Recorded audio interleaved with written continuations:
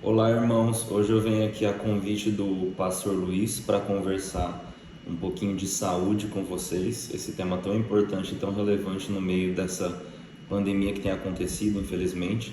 Aliás, espero que todos estejam seguros e bem em casa. Nós, da minha família, nós não vemos a hora de nós podermos nos reunir de novo com segurança para podermos aprender mais de Deus e da palavra dele, de termos comunhão.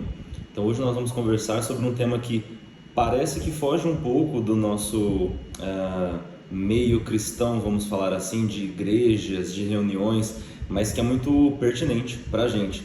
E primeiro eu vou falar só uma explanação geral sobre saúde em relação a parâmetros da medicina e depois vamos mostrar. Será que realmente Deus, ou tem algum indício na Bíblia que a Trindade se importa com a saúde, com a nossa saúde em geral? E a gente vai perceber que isso faz parte também da vida cristã, tá bom? Então às vezes eu vou olhar um pouquinho aqui pro lado, que meu computador tá aqui um pouquinho para eu colar porque são muitas informações, mas eu tentei fazer uma coisa bem resumida e com uma linguagem bem simples para todo mundo, tá certo? E se alguém tiver alguma dúvida depois dessa explanação, dessa palestra sucinta, podem me mandar mensagem tanto no Instagram como no WhatsApp, tá bom? Se tiver alguma dúvida, tem um meio aí de comunicação aberto comigo, tá certo? É um prazer ajudar vocês. Se precisarem de alguma coisa, é só falarem. Então vamos lá, primeiro o conceito de saúde, né? O que é saúde? Será que saúde é só não estar doente? Não necessariamente.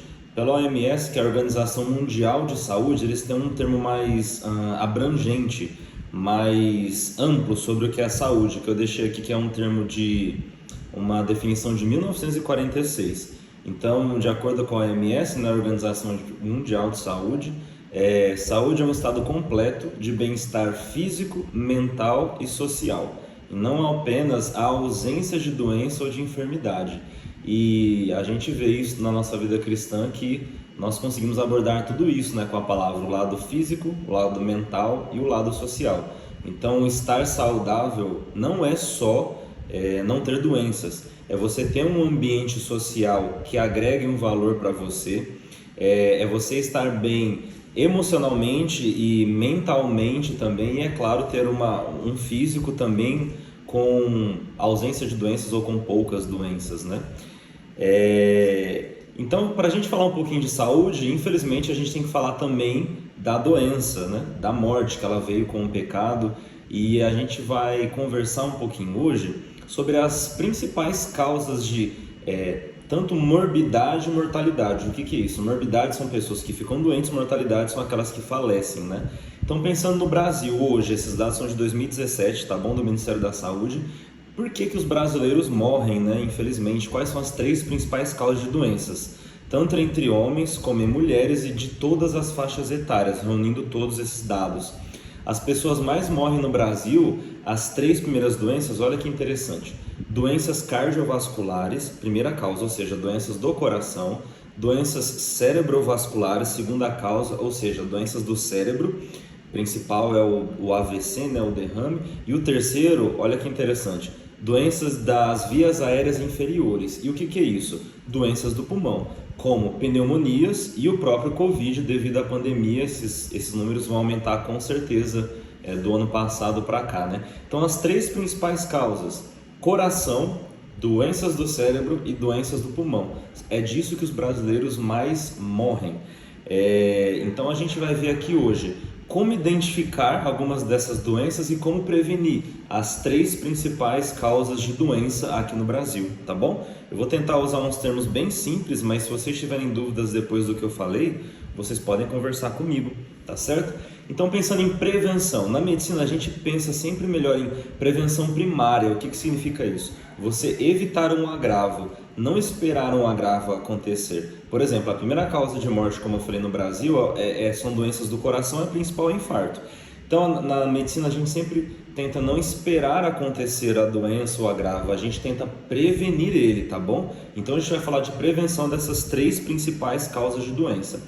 Então a gente pode separar em 2 grandes grupos essas 3 principais causas: as doenças do coração e do cérebro, porque tem prevenções parecidas, e as doenças respiratórias, que têm as prevenções um pouco diferentes, tá bom? Então a gente vai falar das prevenções do coração e do cérebro, dessas doenças que mais matam, e vamos falar das doenças pulmonares, como evitar. Então a gente vai dividir em dois grandes grupos, né?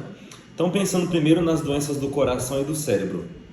Para evitar elas, a gente tem que saber primeiro quem são as pessoas mais acometidas. Por exemplo, a gente não faz tanta prevenção, é legal falar para uma criança, mas uma criança não é comum ter um AVC, uma criança não é comum ter um infarto. Então, a gente tem que saber os fatores de risco. Por que as pessoas adoecem do coração e do cérebro e por que as pessoas adoecem do pulmão, para a gente entender quem que a gente vai fazer essa prevenção, tá bom?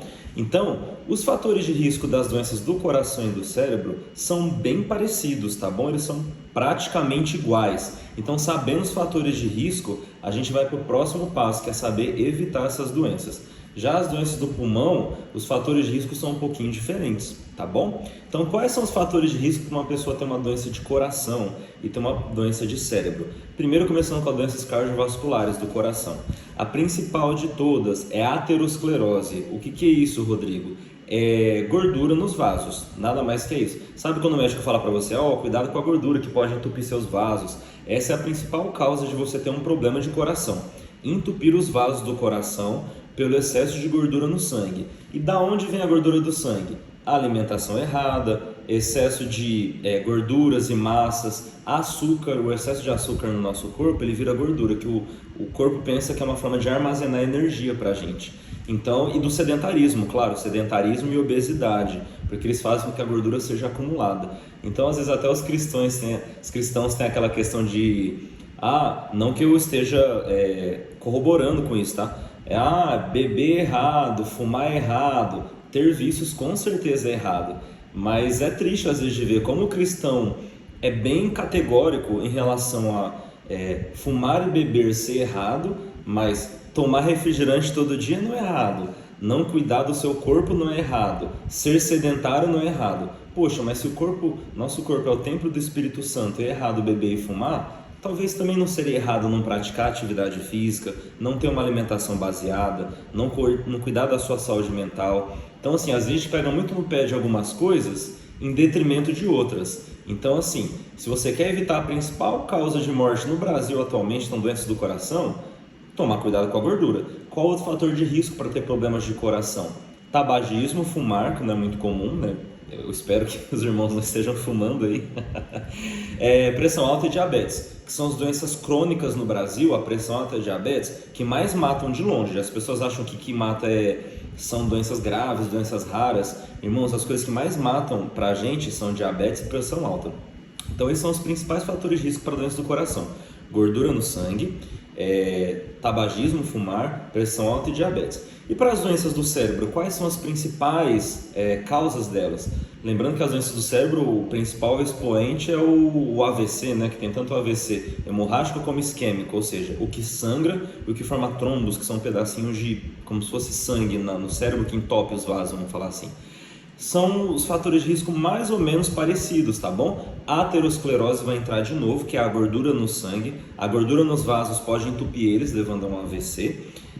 Uma doença rara que chama dissecção de aorta. A dissecção de aorta é como se rompesse a aorta, que é o maior vaso que a gente tem no corpo. E da onde vem esse rompimento de vaso? Pressão alta também. E AVC, o hemorrágico sangrante, ele vem por causa da pressão alta. Então, assim, vocês percebem como é que os fatores de risco eles são interponíveis? Para o coração é pressão alta, diabetes e gordura no sangue. Para problemas de cérebro, pressão alta e gordura no sangue também. Então, por isso que é um geralzão. E para as doenças pulmonares, quais são os principais fatores de risco? Que é a terceira causa de morte no Brasil, e agora mais uma vez por causa da pandemia, isso vai ficar muito importante. Já as doenças pulmonares, elas são doenças infecciosas, a gente fala, ou seja, são mais transmitidas por vírus e bactérias. Então elas vão proliferar em meios que permitem que esses vírus e bactérias possam se desenvolver. Por exemplo, condições sanitárias não muito adequadas, locais mais pobres, locais que são fechados, não tem um ar que possa circular, pessoas que não têm acesso à saúde, Pessoas que são mais debilitadas, como pessoas que têm asma às vezes, ou as que fumam, ou as que têm doenças imunológicas, são essas que vão ter mais doenças infecciosas. Ou seja, aquelas pessoas que têm um sistema imune, que é o sistema de defesa do nosso corpo, um pouquinho mais baixo. Então são fatores de risco um pouquinho diferentes das outras duas principais causas de morte no Brasil. Tá bom? E agora a gente viu já os fatores de risco para ter um AVC ou um infarto ou ter uma doença pulmonar. E agora, como você identificar essas doenças? Pelos sintomas. Então, eu gosto muito de uma coisa que na medicina a gente chama de educação em saúde. É a gente ensinar para as pessoas leigas como identificar essas doenças. Então, eu acho bem importante saber como identificar um infarto e um AVC. E como identificar uma doença pulmonar que precise de às vezes um cuidado maior, um ambiente hospitalar de cuidado. Então vamos falar para o coração primeiro. Como você identificar às vezes que uma pessoa está sofrendo de uma doença do coração? Ela já tem os fatores de risco que a gente falou, pressão alta, colesterol, diabetes. Nesses grupos você vai ficar mais atento com alguns sintomas. Por exemplo, se a pessoa tem um desconforto, uma dor aqui no peito. Não sei se vocês sabem, a maioria das vezes uma pessoa que infarta, ela não chega a ter dor forte. A maioria das vezes é um desconforto, como se fosse um aperto. A pessoa até fecha a mão assim e fala, nossa, estou com desconforto aqui no peito. E é um desconforto que corre para os braços e pode correr para a mandíbula também. E pode dar um formigamento nesses lugares. Então, um desconforto no peito, com formigamento nos mesmos locais, com o coração batendo mais rápido, e também com um suor excessivo, isso pode ser sim um infarto. Sempre é um infarto? Não. Mas assim, esses sinais são bons para vocês saberem para quando procurar um serviço especializado, como a UPA, por exemplo. Então, se tiver uma dor ou um desconforto que corre para os braços, com formigamento nos mesmos locais, que corre também para a mandíbula e que a pessoa sua bastante, é bom procurar um serviço de saúde, tá bom? Que pode ser um infarto, não estou falando que vai ser, tá bom? Mas pode ser. E as pessoas, todo mundo tem sintomas? Não. Mulheres, diabéticos e idosos, geralmente a gente fala que tem equivalentes anginosos. O que são isso? São sintomas que não são esses clássicos que eu falei. Tem mulher, às vezes idoso e diabético que infarta, e quais vão ser os únicos sintomas que você vai desconfiar? Náusea ou vômito, falta de ar e dor de estômago. Então assim, quem já tem aqueles fatores de risco que a gente falou no começo, se tiver náusea ou vômito, dor no estômago, que não costuma ter, às vezes é bom procurar um pronto-socorro também, tá bom? E o AVC, como a gente identifica? O AVC é interessante porque além dos sintomas tem uma escala que a gente fez para leigos, para a pessoa identificar como alguém está tendo um AVC.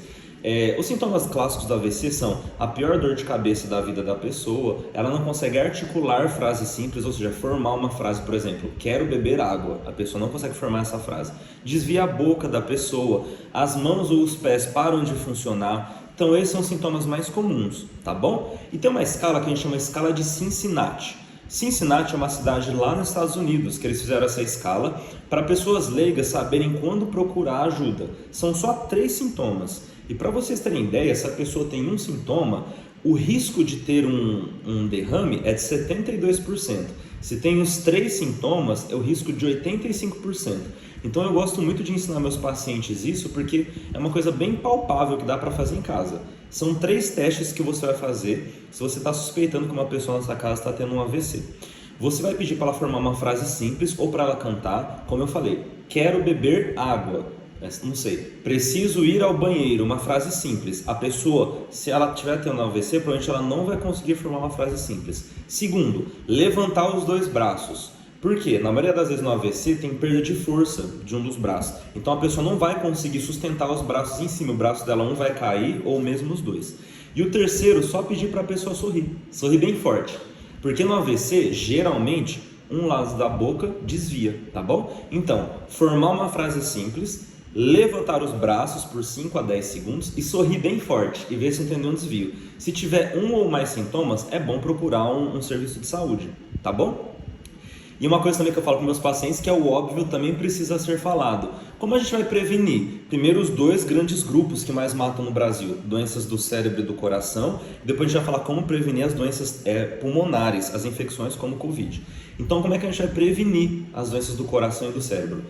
Gente, é chover no molhado, mas a gente tem que falar que o óbvio também precisa ser lembrado. Fazer atividade física, evitar o sedentarismo, cuidado com o consumo de sal, especialmente para pressão alta. Ah, mas qual que é o tanto de sal que eu posso comer? É o tantinho, 5 gramas por dia, que é o tanto que cabe numa tampinha de Bic. Então você pode pegar uma tampinha de Bic, aquilo é o máximo de sal que você pode comer por dia. E lembrando que sal não é só sal branco, é o sal que tem no quinor, no sazon, que deveriam ser evitados, esses temperos naturais, salgadinhos, embutidos que tem muito sal, tá bom? Então, consumo adequado de sal, 5 gramas de sal por dia, uma tampinha de Bic. A atividade física, evitar o sedentarismo, perda de peso para quem está acima do peso, que isso dá tanto problemas do coração como do cérebro. E também controlar sua diabetes ou pressão alta se você já tem essas doenças instaladas, e evitar problemas de colesterol e triglicerídeo, que são as gorduras no sangue. A gordura no sangue, o excesso de gordura, entope tanto os vasos do cérebro como do coração, podendo ocasionar um infarto ou um derrame, tá bom? E só uma dica, atividade física. Rodrigo, quanto que eu sei que é uma atividade física boa por semana? São 150 minutos por semana. Isso pode ser dividido em 3 vezes, tipo segunda, quarta e sexta, de 50 minutos, ou fazer 30 minutos de segunda a sexta. O importante é ser 150 minutos por semana. E lembrando que é uma atividade física que cansa você. Você sair da sua casa até o lago, andar 1 hora sem cansar, geralmente não vai servir para muita coisa. É melhor do que nada, mas o ideal é uma atividade física que canse você. E para terminar, vamos falar um pouquinho do Covid, né, que é um novo normal nosso. Infelizmente a gente está ainda na pandemia, né? E a terceira causa, lembrando, de doenças que mais matam no Brasil são as doenças pulmonares, tá bom? Como as pneumonias e agora o Covid. Parece um novo normal para a gente, mas isso para os pacientes, para as pessoas da Ásia, já é muito comum. O uso de máscaras, lavar bem as mãos, isso já é muito bem estabelecido desde o século XIX no Japão, quando teve a gripe espanhola lá.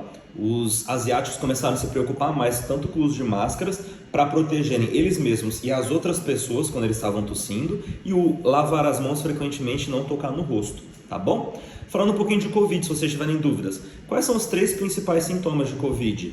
Tosse, em 50% dos casos tem tosse, depois febre acima de 38 graus, em 43% dos pacientes tem febre, e dor no corpo, 36% dos pacientes têm. Se vocês têm os 3 sintomas, é bom procurar um serviço de saúde. Tosse, febre acima de 38 e dor no corpo.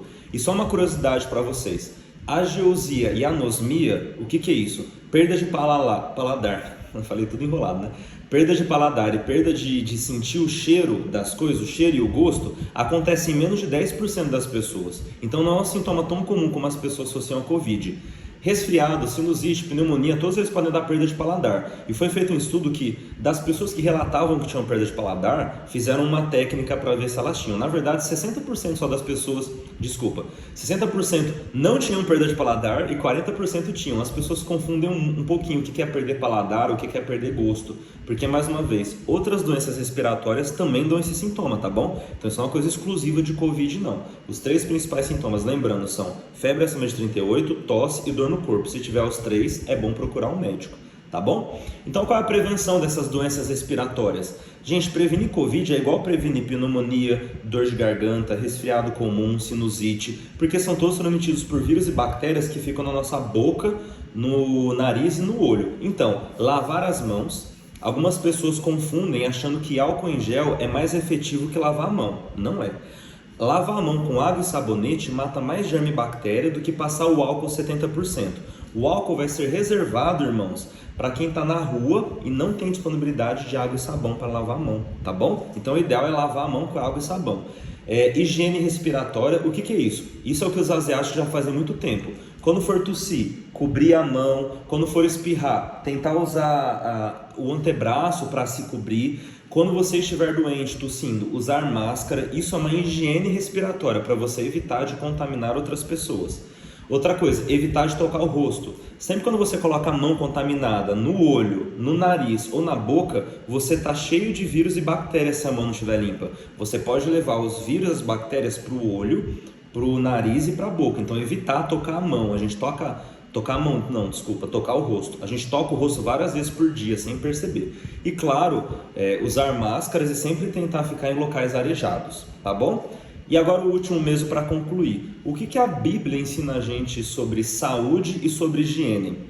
É engraçado porque agora a gente vai entrar mesmo na parte cristã. Eu estava falando nessa parte mais técnica, né? Agora vamos falar, nós somos cristãos, né? Então vamos falar sobre a parte do cristianismo. É interessante notar como Deus, ele realmente é soberano e incrível, né? Ele abrange todas as áreas da nossa vida na Bíblia. Medicina, direito, engenharia, farmácia, tudo que você procurar vai estar na Bíblia já. E isso escrito há mais de 3.000 anos atrás, se eu não me engano, tá bom? Então, o que a Bíblia ensina sobre higiene? Olha que legal, a gente falou quais são as doenças que mais matam: coração e cérebro. Lá em Levíticos 3 e 7 fala para a gente não consumir gordura e sangue, que são justamente alimentos que podem piorar o nosso colesterol e triglicerídeo e ocasionar um derrame e um infarto. Que interessante. Falando sobre Covid, sobre doenças respiratórias, os sacerdotes, antes de entrarem no templo, eles tinham que lavar as mãos, e o povo de Israel sempre era orientado a lavar bem o corpo e lavar as mãos também, uma higiene frequente. Em Êxodo 30 fala sobre isso. Olha como é que Deus é incrível, ensinando todo o asseio do povo. E para vocês terem ideia, na ciência a gente sabe que não lavar as mãos transmite infecções há mais ou menos uns 100 anos, tá bom? Isso não é uma coisa antiga, é uma coisa recente. Tanto é que as cirurgias que têm mais de 100 anos, elas eram feitas sem luvas, elas eram feitas sem lavar a mão direito, porque faz 100 anos aproximadamente que a gente descobriu que não lavar as mãos pode transmitir doenças. Isso, o povo de Israel já tinha essa informação há 3.000 anos atrás. Como Deus é soberano em tudo, né? Outra coisa que a Bíblia ensina, o distanciamento social. Em Levítico 13, quem tinha doenças infecciosas, principalmente doenças de pele, tinha que ficar afastado por 7 dias e depois seria avaliado pelo sumo sacerdote, que ele tinha essa função também de médico naquela época, né?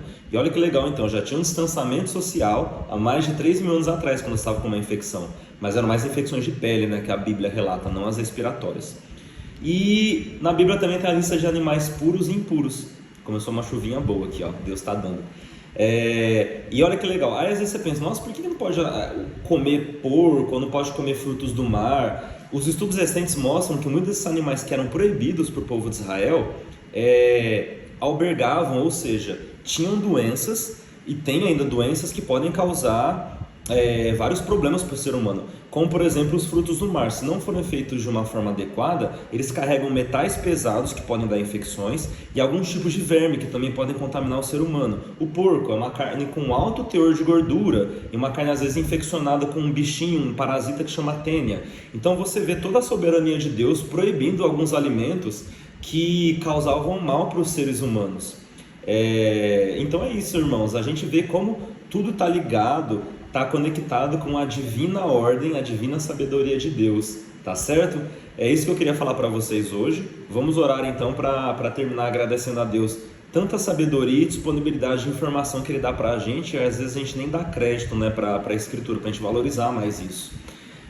Deus, nós te agradecemos pela Tua bondade, pela Tua misericórdia, que se renova, Pai, de geração em geração. Obrigado porque o Senhor é um Deus sábio, que o Senhor proporciona sabedoria para os Teus filhos. Nós temos informação, nós temos acesso ao conhecimento. Nos ajude a achar conhecimento de qualidade, que seja relevante e verdadeiro para nós, Pai. Nos instrua. A Tua palavra em Provérbios ensina que a sabedoria, o conhecimento vem de Ti, vem da Tua palavra. Às vezes nós buscamos conhecimento, buscamos sabedoria, está bem em frente da nossa cara, Pai, na Tua palavra. Nos ajude a crescer cada vez mais em graça, em sabedoria, através da leitura de bons textos da Bíblia e cercado de bons profissionais que nos instruam e nos ensinam adequadamente. E nos proteja nessa pandemia, que o Seu Santo Espírito esteja conosco, nos dando sabedoria, porque a nossa parte nem o Senhor vai fazer por nós, nós devemos nos cuidar, nós devemos nos proteger. Então nos ajude a conseguir ter esse discernimento para fazermos a nossa parte também, e o que foge do nosso alcance, o Senhor nos proteger. É o meu pedido em nome de Jesus, amém. Eu espero que Deus abençoe todos aí, saudade dos irmãos, um fraterno abraço para todos.